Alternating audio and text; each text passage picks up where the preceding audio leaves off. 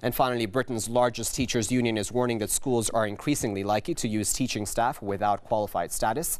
According to the union, more than 50% of some 4,500 respondents claimed that they were working alongside unqualified staff. Some 65% said the situation is growing worse since schools are unwilling or unable to pay for qualified teachers. It says the situation is jeopardizing the educational progress of children, and parents are no longer certain that their children will be taught by qualified teachers. The UK's coalition government abolished requirements for academies,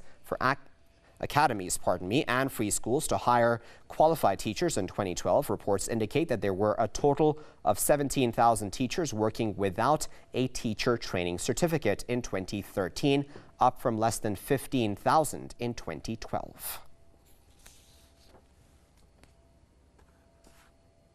To discuss that further, we're now joined by Amina Taylor, Press TV's correspondent, who is joining us live now from London. Amina, I would imagine that this bodes pretty dismal for future of the UK because, education is the core for every society.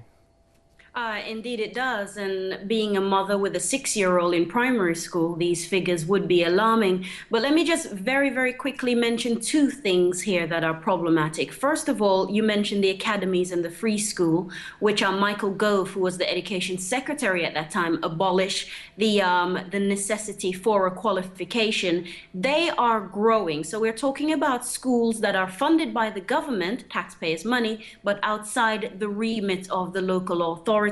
So they're a law unto themselves. The union that you mentioned, NASQAT, would also be concerned by this because obviously they are diverting resources from state schools that are already under pressure.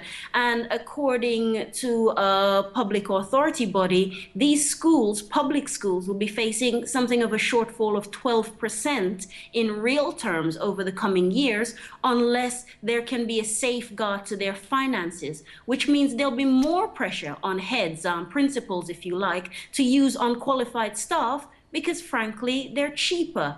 You're supposed to have an unqualified member of staff working towards their teacher training qualification alongside an already established and qualified teacher if they're supposed to be in the classroom. But now we're losing those safeguards, and that, I'm afraid, is a real worry, a genuine concern.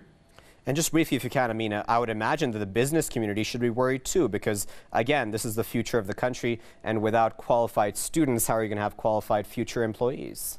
And we're already, in terms of Britain, falling down the global leaderboard in terms of our core skills, maths, English, and the sciences. And the longer this is allowed to continue unchecked, the coalition say we must remember that some of these unqualified staff members are actually really, really good in their profession. So IT professionals, people who are linguists, people who are business professionals, who are coming in for a time just to impart their knowledge.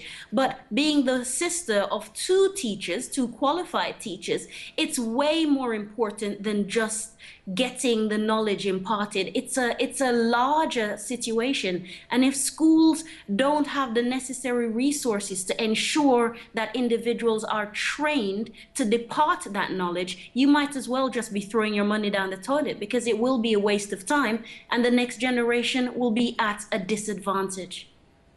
Okay, Amina, as always, thanks very much for that. That was Amina Taylor, who was speaking to us live from London.